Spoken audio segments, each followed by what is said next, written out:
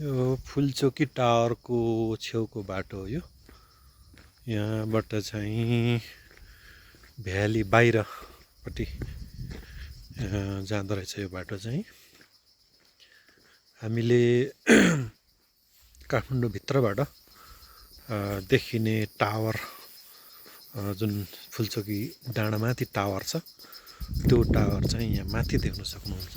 यो देखिराख्नु भएको छ माथि यो टावर हामी तलबाट देख्छौँ।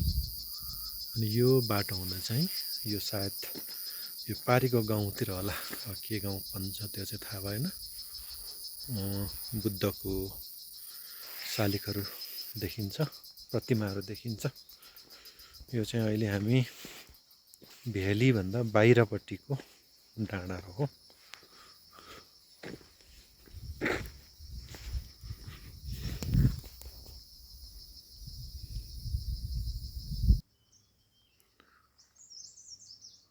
हामी देखिरहेको छौँ यहाँ Phulchoki mountain, Phulchoki tower mountain लेखिरहेछ माथि।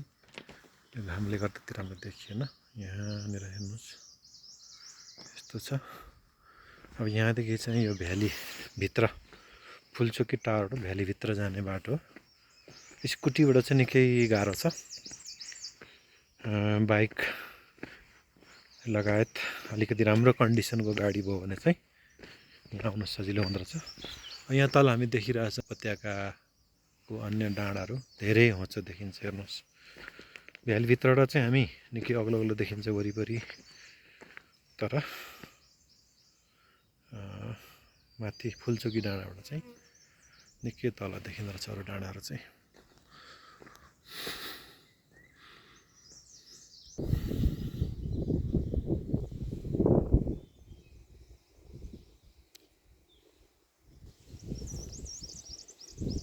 फुलचोकी डाँडाबाट यो काठमाडौँ भ्यालीभित्र यस्तो देखिन्छ। यो मोबाइलको पावर अलिक कम भएको हुनाले राम्रो देखिएन। मसिनो धेरै तल देखिन्छ। फुलचोकीमा चाहिँ यो यस्तरी बोर्ड राखेको छ। यहाँ चाहिँ पानी संरक्षण गरिएको छ। यो पोखरी छ, यो डाँडा नै पर्छ, डाँडामै हो। डाँडामा पनि पोखरी छ। यसरी कोही कोही ठाउँमा चाहिँ पिच छ, थोरै थोरै सानो सानो एरियामा चाहिँ होइन भने सबै ग्राभलै छ। माथि चाहिँ पानी संरक्षण गरिएको छ। यो चाहिँ एक किसिम लिम्बूहरूको मुन्दुममा वर्णन गरे जस्तै अग्लो डाँडामा पनि पोखरी। यहाँ यसको नाम चाहिँ सूर्यकुण्ड राखेको रहेछ। यस्तो छ।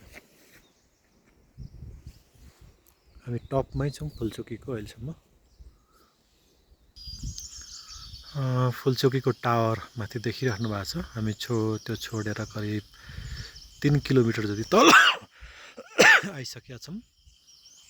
त्यहीँ देखिए पनि 3 किलोमिटर, किनभने त्यो चाहिँ एकदम गाडीको बाटो चाहिँ घुम्ने भएको हुनाले लामो भयो। यो चाहिँ यता गाउँ जाने बाटो, यो यतातिर जान्छ। अघि हामी माथिबाट देखिएको गाउँ यिनै हो, सायद यही गाउँमा फुलचोकीबाट जाने भएको छ यो ठाउँ पनि भ्यालीमा रहँदाखेरि चाहिँ अग्लो नै देखिन्छ। तर अब यहाँ चाहिँ धेरै तल छ। यहाँबाट चाहिँ अब हामी यो बाटो हुँदै तल झर्छौँ। यहाँ पढ्न सकिन्छ। यो फुलचोकी आउनेहरूको लागि चाहिँ सूचना बोर्ड हो यो। यहाँ चाहिँ धेरै कुराहरू लेखि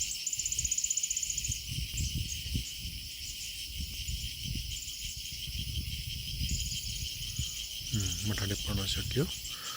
मूल बाटोभन्दा बाहिर चाहिँ नहिँड्नु भनिएको रहेछ।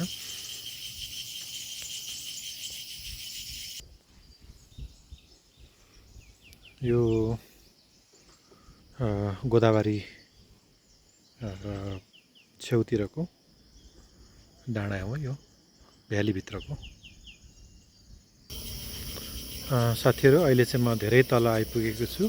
यो बिष्ट छाप देखिएको गोदाम चौर एरिया। यसरी यताबाट स्कुटीहरू चल्छन्, धेरै गाह्रो छ। अनि यो बिष्ट छाप्रो गोदामचौर देख्नुभयो, गोदामचौर माथिको डाँडा भयो यो।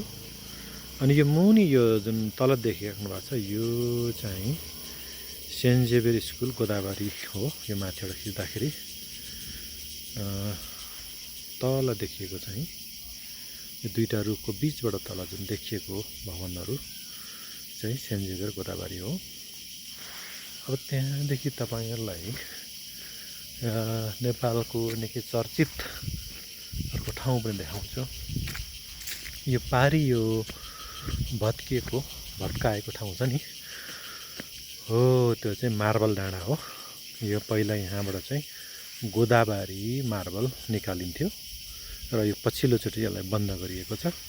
र यहाँबाट तपाईँ देख्नुभयो यो गोदावरीबाट चाहिँ हामी सातोबाटो जाने बाटो यही हो। यो यही हाइवे, यो बाटोबाट हामी चाहिँ गोदावरी हुँदै जान्छौँ, सातोबाटो पुग्छौँ। सातोबाटो पुग्नुभन्दा अगाडि हामी हात्तीवन लगायत ठाउँहरू यही बाटोबाट जाने हो। यो चाहिँ यो भिर भएको खनिएको अहिले बाटो त्यहाँसम्म चाहिँ मान्छे घुम्नु जानु सकिन्छ रहेछ। त्यो मार्बल डाँडा यही हो। मार्बल डाँडादेखि तलको बजार मैले देखाइहालेँ। र अचम्म चाहिँ म यति माथि रहेछु, यहाँबाट त्यो के अरे सेन्ट जेभियर स्कुल चाहिँ तल दुईवटा रुखको बिच भाग तल, यहाँ अलिकति म जुम गरिदिन्छु हो। यो मुनिको जङ्गलसँगै जोडिएको जस्तो जुन देखिएको छ हो त्यो चाहिँ स्कुल हो। स्कुलदेखि थोरै स्कुलको छानासँगै जोडिएको हरियो चाहिँ स्कुलकै ग्राउन्ड हो। त्यहाँदेखि तल जुन मैदान चौर नभएको मैदान चाहिँ यो नयाँ खनिएको खेल मैदान हो। त्यो खेल मैदानको जुन माटो देखिएको पछाडिपट्टिको ठुलो छाना भएको घर चाहिँ त्यो स्टेडियम हो। नेपालको सबभन्दा ठुलो स्टेडियम जुन चाहिँ अस्ति जेनजी आन्दोलनको बेलामा त्यसलाई जलाइयो, देख्न सक्नुहुन्छ। अब चाहिँ म करिब के अरे फुलचोकीबाट अब 4-5 किलोमिटर मात्रै बाँकी होला तल झर्नको लागि।